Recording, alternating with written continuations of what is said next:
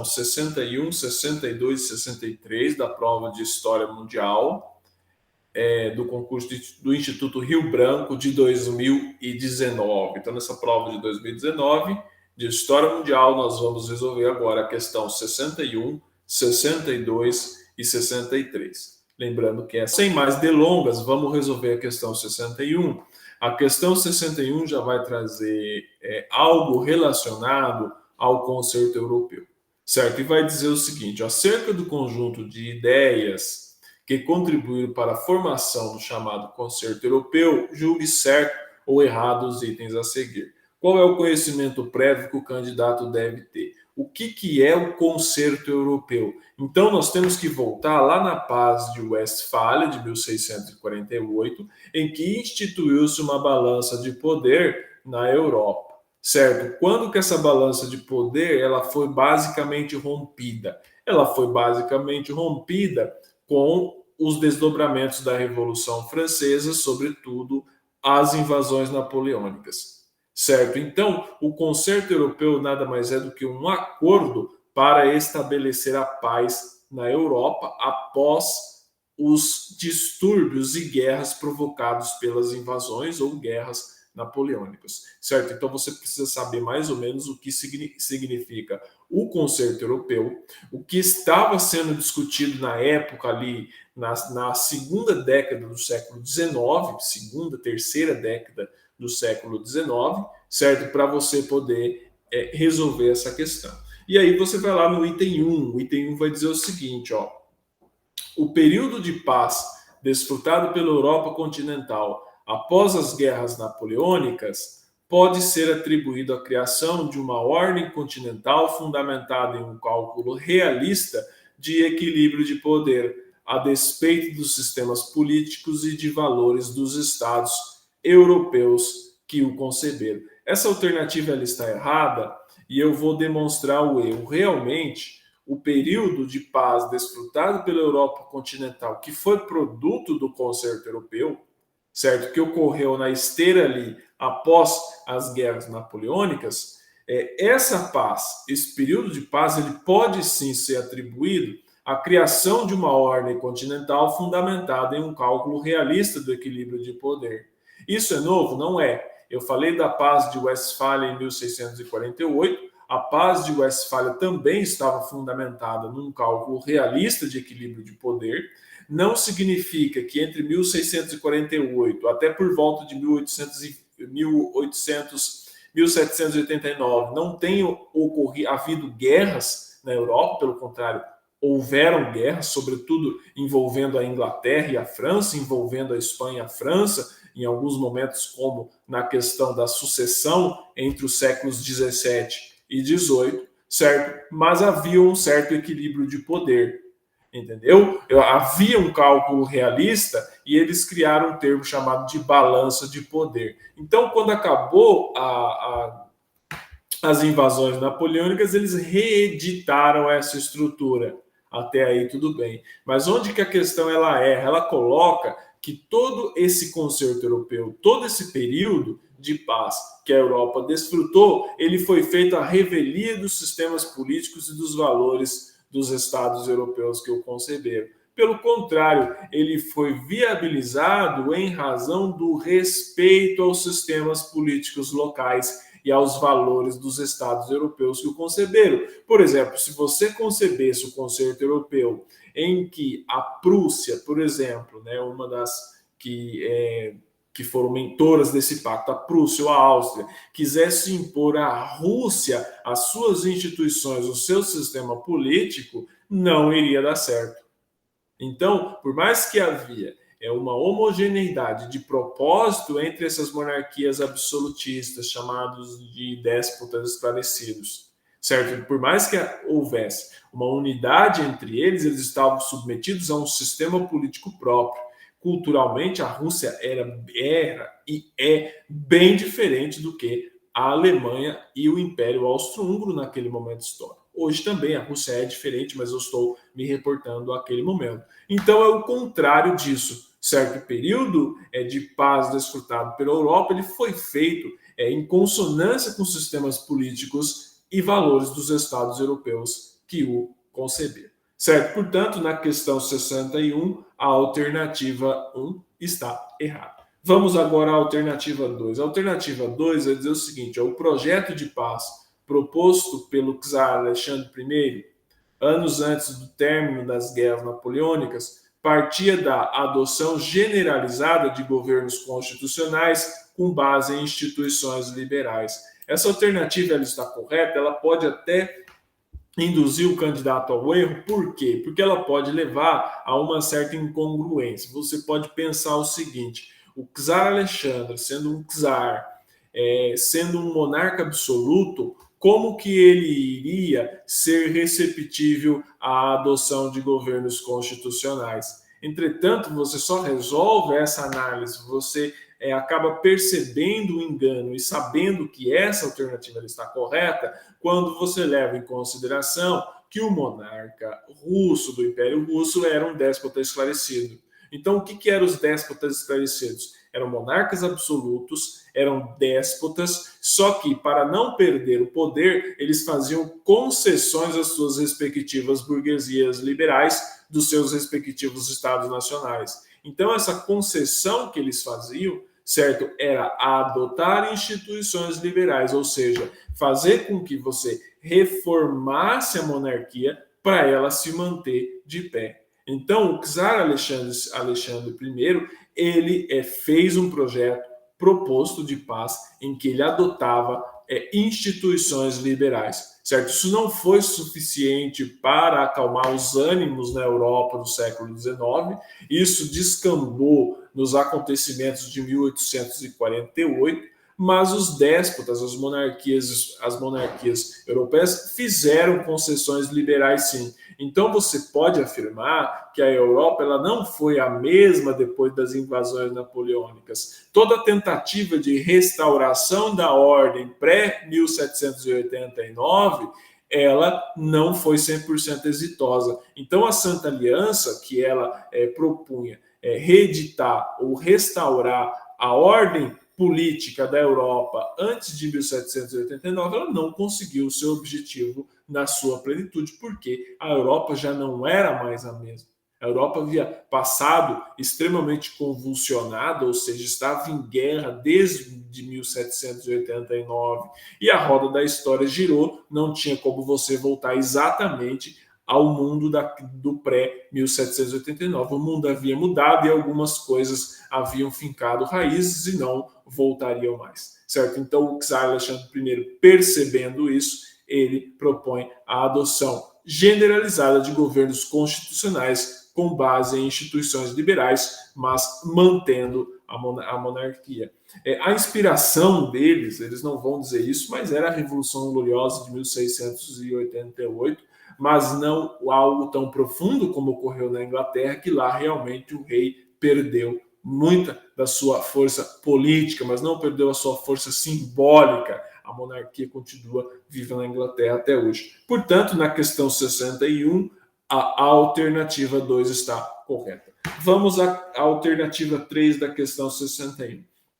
A alternativa 3 vai dizer o seguinte, na primeira década do século XIX, a Grã-Bretanha do primeiro-ministro William Pitt definiu como seu principal objetivo de política internacional para a Europa do pós-guerra a realização de intervenções militares no continente sempre que necessário, de forma a evitar novos movimentos revolucionários. Essa alternativa ela está incorreta, ela está errada. Após as invasões napoleônicas, a Grã-Bretanha redefiniu bastante os seus objetivos na Europa, certo? E um desses objetivos era evitar ao máximo se meter nos problemas europeus continentais. Então a Inglaterra estava muito mais interessada em expandir o seu capital além-mar, a África, a Ásia, a América Latina recém-independente por meio do financiamento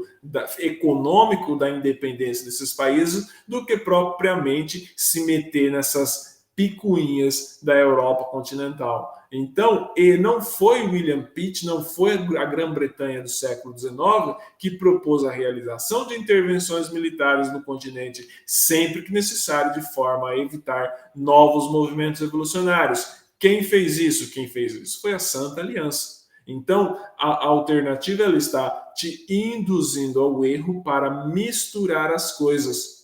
Certo, a Inglaterra, que não fazia parte da Santa Aliança, mas apoiava a Santa Aliança em alguns aspectos. A Santa Aliança ela foi um grupo formado por monarquias absolutistas da Prússia, do Império Russo e do Império Austro-Húngaro, certo? Da Prússia, Rússia e Império Austro-Húngaro, para tentar retomar a configuração política anterior a 1789. É óbvio que eles não conseguiram, certo? Então ela foi uma aliança militar, uma aliança que teve ali o beneplácito da Igreja Católica, porque era uma santa aliança cristã, embora a Rússia tinha a sua própria igreja ortodoxa, mas a Alemanha tinha vários estados nacionais católicos. A monarquia Habsburgo da Áustria-Hungria era uma monarquia extremamente católica, então era bem visto de certa forma pelo Papa.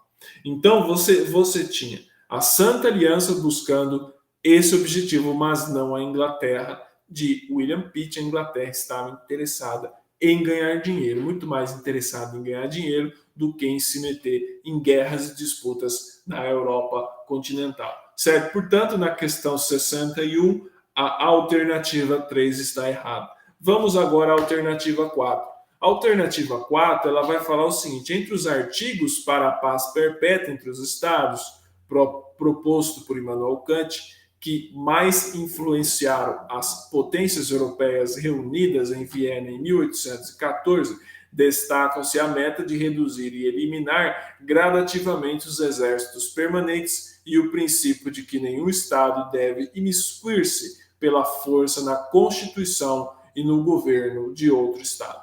A alternativa 4 está errada, por quê? Por mais que entre os artigos que você coloca a paz perpétua, que foi até um texto do Immanuel Kant, que ele era um filósofo idealista, ou seja, não era um filósofo da categoria realista, né, influenciaram de fato as potências europeias reunidas em Viena em 1814, mas o objetivo deles não era eliminar gradativamente os exércitos permanentes e o princípio de que nenhum Estado deve imiscuir-se pela força na Constituição e no governo de outro Estado. Então, aonde que essa questão ela está errada? Quando ela fala de reduzir os exércitos permanentes.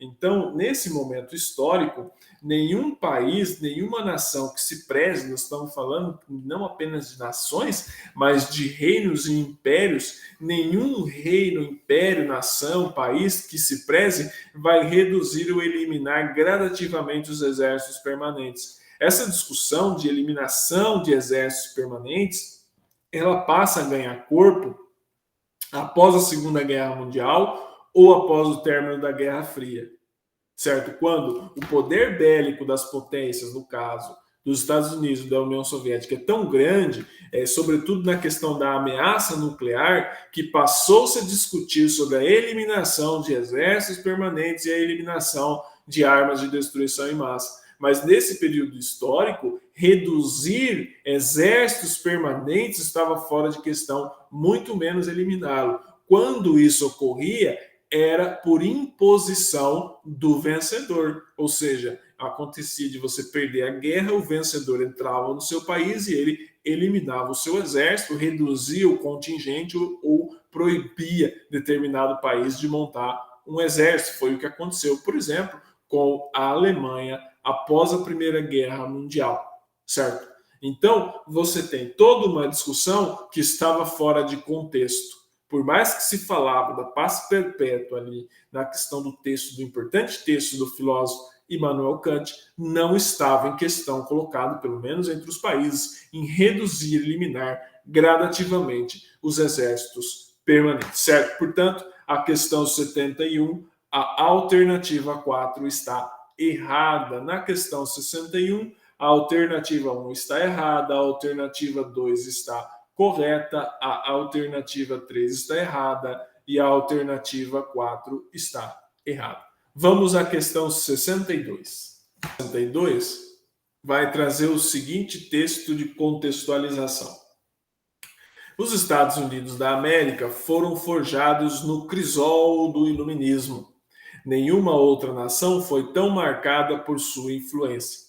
Nossos ideais de liberdade e igualdade, o soar das verdades evidentes da Declaração de Independência e os tons mensurados da Constituição e do Federalista, todos ecoam a linguagem do iluminismo e expressam suas mais profundas convicções a respeito da vida política e dos direitos naturais da humanidade. Esse é um texto de Darren Staloff, Hamilton Adams Jefferson, The Politics of Enlightenment and the American Founding, New York, 2005, traduzido com adaptações. Vamos lá. No que se refere ao tema precedente e a seu contexto histórico, julgue-se os itens a seguir. Vamos ao item 1. Apesar dos princípios consagrados na Declaração de Independência e na Constituição dos Estados Unidos, apenas em 1801, com a eleição de Thomas Jefferson, ganharam corpo a questões relativas à maior democratização da política americana e à busca de princípios igualitários, como a expansão do direito ao voto no sentido do sufrágio universal de homens brancos. Essa questão ela está correta. Quando se fala em liberdade, no processo de independência dos Estados Unidos, a liberdade tinha muito significado em se livrar da metrópole inglesa.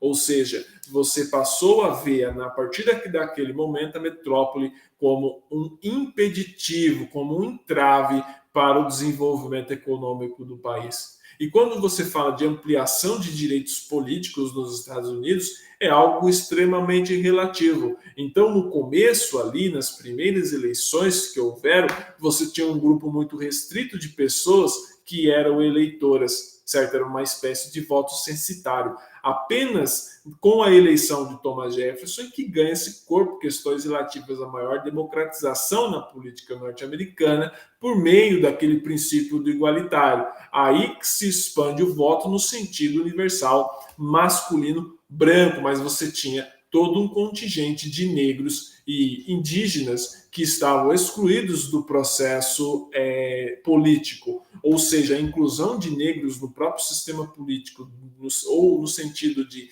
lhes dar cidadania, é algo realmente do século XX. Nós estamos falando de um país que aboliu de fato a discriminação civil de negros somente na década de 1960, certo? Então, data-se desse momento a ampliação do sufrágio universal dos homens brancos, mas aí mulheres estavam excluídas, negros estavam excluídos, ou seja, a partir de 1808 ou a partir de 1801, passa-se a discutir mais essa questão. Lembre-se que Thomas Jefferson foi um presidente extremamente importante, certo, na história norte-americana por conta disso, mas era Thomas Jefferson um escravocrata. Dizem que no final de sua vida ele alforria todos os seus escravos, mas ele era um senhor de escravos. Ele era um homem de seu tempo, por mais que em alguns aspectos ele pensasse à frente de seu tempo, Thomas Jefferson era, de certa maneira, um homem de seu tempo, certo? Portanto, na questão 62, a alternativa 1 está correta. Vamos à alternativa 2. A alternativa 2 vai dizer o seguinte: o primeiro secretário do Tesouro americano, Alexander Hamilton, refutou princípios liberais e fisiocratas de sua era e defendeu a participação estatal na economia com o objetivo de proteger a indústria nascente e garantir receitas governamentais. Essa alternativa também está correta. O Alexander Hamilton, que era um federalista, ele refutava os princípios liberais e fisiocratas porque ele dizia que isso prejudicaria o desenvolvimento da indústria nacional norte-americana. Então, nasce daí aquele princípio de que o Estado garantia proteção à indústria nacional. Então, por mais que também esse tema dividia a elite norte-americana daquele período histórico, Hamilton fazia essa defesa. E ele refutava tanto os princípios liberais quanto os princípios fisiocratas, muito popular na França naquele momento histórico e que influenciou também o debate econômico norte-americano do pós-independência. Então, o Hamilton, ele era um conservador nessas questões, certo? Então, muita gente confunde e acha que o Hamilton tinha uma postura liberal. Ele foi o primeiro secretário do Tesouro norte-americano, tanto é Hamilton, um federalista, ele defendia a centralização do poder como uma forma de você manter a unidade nacional. Essa discussão que eu vou falar mais para frente entre federalistas e antifederalistas dividiu a sociedade norte-americana e foi uma questão que somente foi resolvida após a Guerra Civil em 1863, certo? Somente ali após a Guerra Civil que você tem essa questão começa a ser resolvida. Até então dividia bastante a sociedade norte-americana do século XIX. Vamos, portanto, na questão 62, a alternativa 2 está correta. Vamos à alternativa 3. A alternativa 3 vai dizer o seguinte: os princípios jeffersonianos, né, de Thomas Jefferson, relativos ao agrarismo, à democracia participativa e ao ativismo revolucionário, foram elementos constitutivos do Partido Republicano Democrático que governou os Estados Unidos nas primeiras 3 décadas do século XIX. É óbvio que você for ver os 2 partidos maiores norte-americanos, é importante que se diga que não existe apenas 2 partidos nos Estados Unidos. Existem mais partidos. Mas os 2 partidos, o republicano e o democrata, são os que têm capilaridade na sociedade norte-americana, certo? Então, capilaridade suficiente para conseguir eleger-se presidente da república, certo? Mas existem outros partidos. Esses 2 partidos, eles foram fundados após a Guerra Civil na estrutura que se entende hoje, mas o seu embrião já estava colocado antes da Guerra Civil. Por exemplo, o Partido Democrata, sua eleição, muita gente não sabe, a sua formação, ela juntou durante um bom período os racistas do Sul, os perdedores da Guerra Civil. Certo? Muita gente enxerga hoje o Partido Democrata contra o Partido Progressista, alguns até atrelam ao Partido Democrata laivos marxistas-leninistas, mas isso daí é da ignorância de cada um que desconhece o processo muitas vezes, certo? Então, os princípios jeffersonianos relativos ao agrarismo, à democracia participativa e ao ativismo revolucionário foram, sim, elementos constitutivos do Partido Republicano Democrático, que governou os Estados Unidos nas primeiras 3 décadas do século XIX. Eles eram chamados de os Wings, certo? Os asas, né? Os Wings, eles eram chamados naquele período histórico e eles governaram os Estados Unidos nas 3 primeiras décadas do século XIX, certo? Portanto, na questão 62, a alternativa C está correta, e eu só queria dizer mais uma coisa que eu acabei esquecendo de dizer, lembrei agora, que você não pode pensar partidos políticos dos séculos XVIII e XIX, sobretudo um partido político do século XIX, com o mesmo olhar dos modernos partidos do século XX, certo? Então, se você for pensar em partido político com aquela estrutura, com aquela dia de partido de massa, partido de quadro que foi criado ali nas discussões do século XX, se você utilizar esse referencial para analisar os partidos políticos dos Estados Unidos, do Brasil, da Europa, dos países aqui da América Latina, se você utilizar esses referenciais, você vai fazer uma análise totalmente equivocada, certo? Então, partido político nesse período histórico tinha um significado diferente, bases sociais diferentes, estruturas diferentes, não se pode dizer se tinha uma estrutura burocrática, um partido, certo? E nem uma base social, se você for ver, ou seja, são todos referenciais de partidos políticos do século XX, inadequados para analisar partidos políticos do século XIX ou ajuntamentos partidários do século XIX, certo? Portanto, na questão 62, a alternativa 3 está correta. Vamos à alternativa 4. A alternativa 4 vai dizer o seguinte, ó: a presidência de John Adams foi marcada por um período de estabilidade política derivada de um amplo pacto entre federalistas e republicanos democráticos após a decisão de George Washington de não concorrer às eleições de 1796.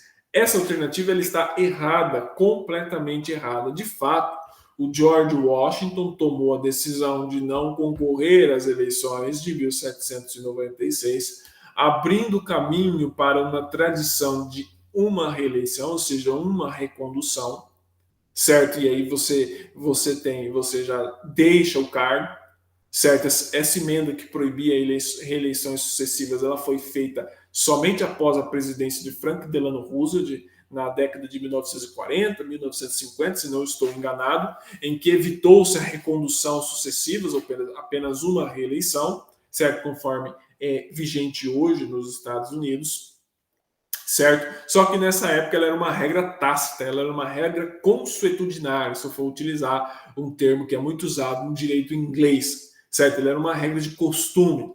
Então, o George Washington ele decidiu não concorrer às eleições de 1796. Mas o que a questão está falando não é isso. Está falando o seguinte: a presidência de John Quincy Adams ela foi marcada por um período, mas não de estabilidade política, foi um período de grande divergência e que um assunto divergia pra caramba a sociedade norte-americana daquele período histórico. Entenda-se sociedade norte-americana, um pequeno grupo de homens eleitores, pode ser chamado de elite política norte-americana daquele período histórico. E qual era a questão? Era federalismo ou antifederalismo. Os federalistas ali agregados naquele Federalist Papers ou cadernos federalistas, né, era um grupo composto por homens como Washington, Hamilton, Madison, e você tinha os antifederalistas, Samuel Adams, Patrick Hancock, Richard Lee. Certo? Então você tinha o que defendia os federalistas. Os federalistas defendiam que instituições centralizadas seriam mais capazes e adequadas de manter a unidade territorial. Os antifederalistas defendiam um sistema descentralizado com mais autonomia para os estados. Certo? Então, toda vez que vem essa discussão aqui no Brasil do federalismo, parece que ela é uma discussão invertida, né? Nossa discussão tupiniquim. As pessoas falam, eu sou federalista, defendo mais unidade à federação. Não era o que defendiam os federalistas nos Estados Unidos nesse momento histórico.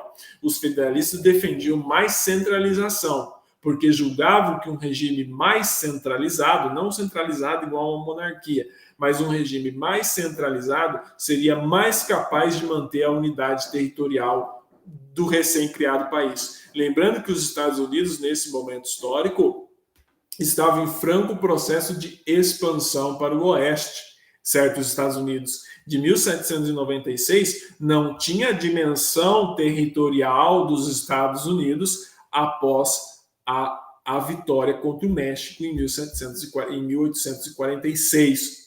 Certo? Portanto, não vamos misturar as coisas. E aí os antifederalistas eles defendiam mais autonomia porque eles entendiam que um Estado centralizado, eles impediam o desenvolvimento econômico dos Estados.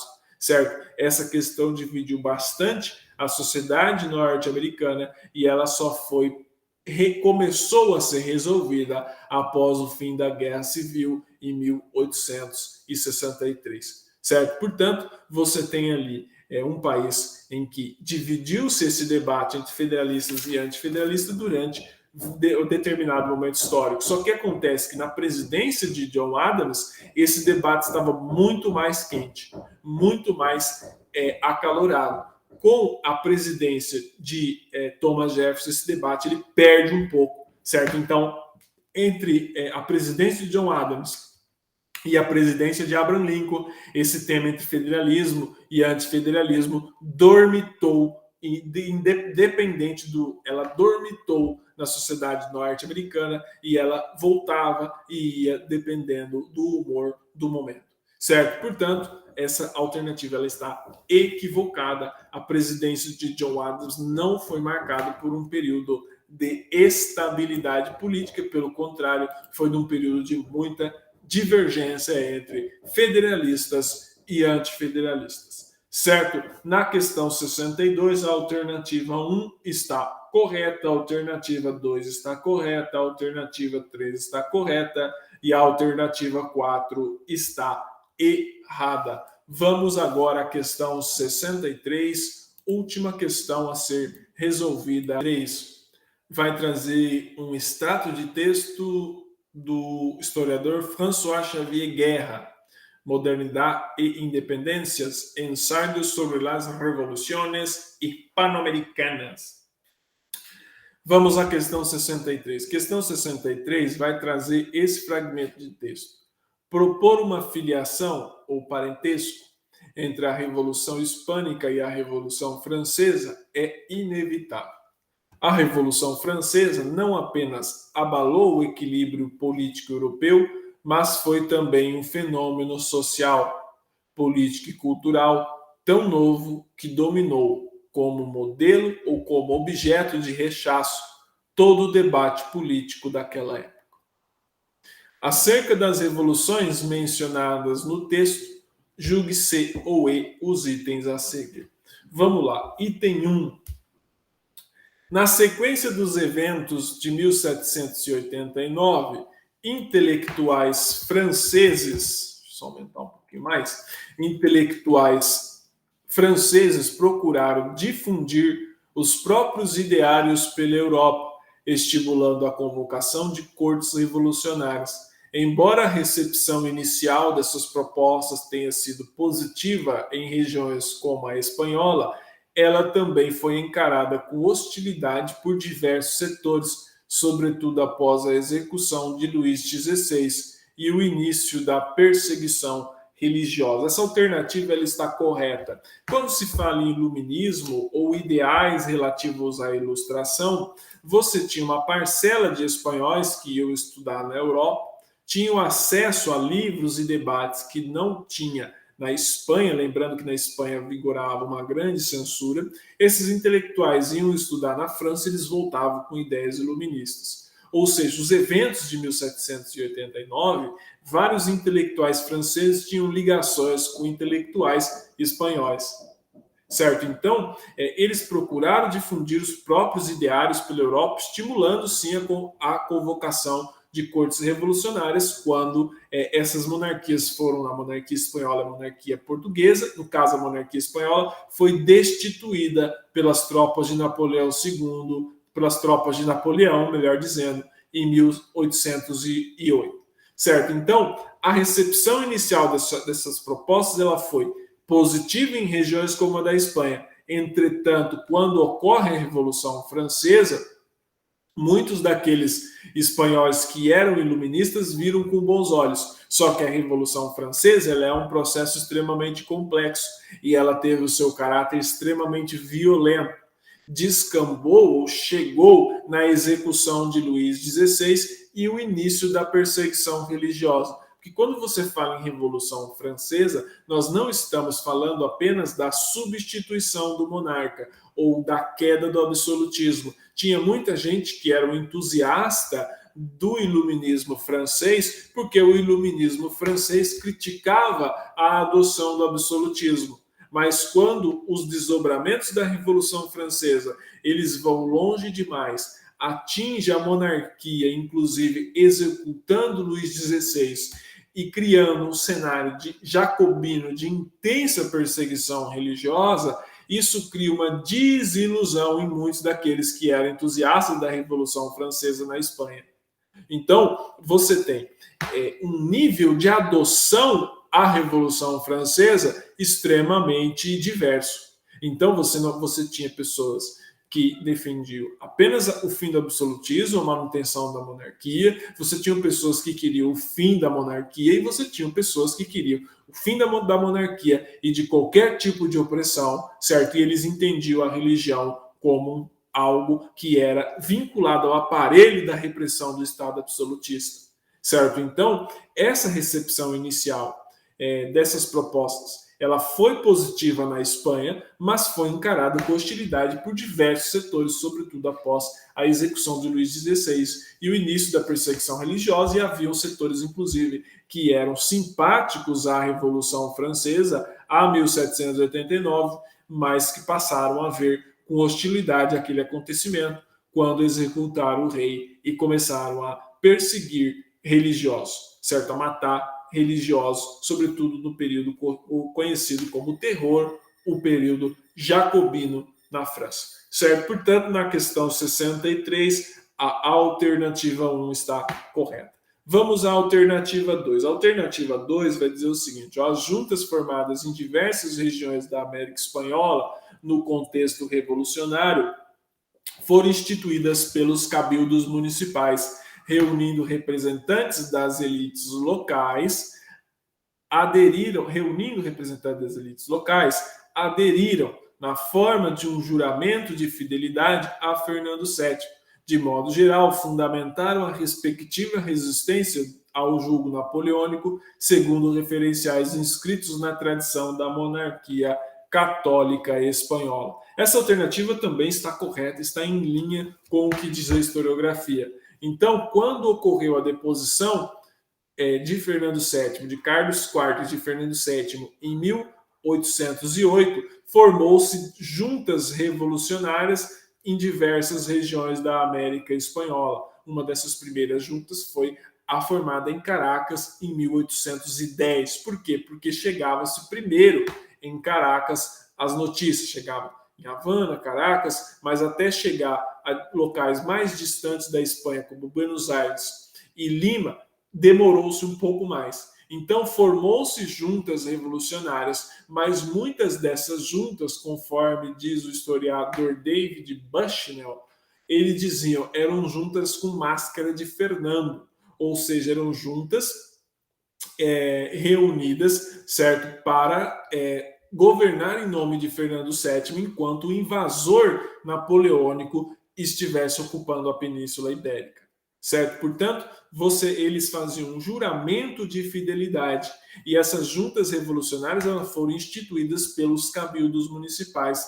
Cabildos era uma espécie de administração local da América Espanhola colonial, certo? E de modo fundamental, eles de modo geral, eles fundamentaram a resistência do jugo napoleônico segundo referenciais escritos na tradição da monarquia católica espanhola. Essas juntas, elas eram extremamente hostis aos representantes franceses que vieram aqui para a América. Inclusive, quando eles tomaram o poder na Espanha, né, o invasor francês, o Napoleão colocou o irmão dele, o José Bonaparte, e esses representantes franceses que vieram para a América, muitos deles foram hostilizados pela junta. Então, as juntas, elas eram revolucionárias, mas elas eram revolucionárias em nome de Fernando VII.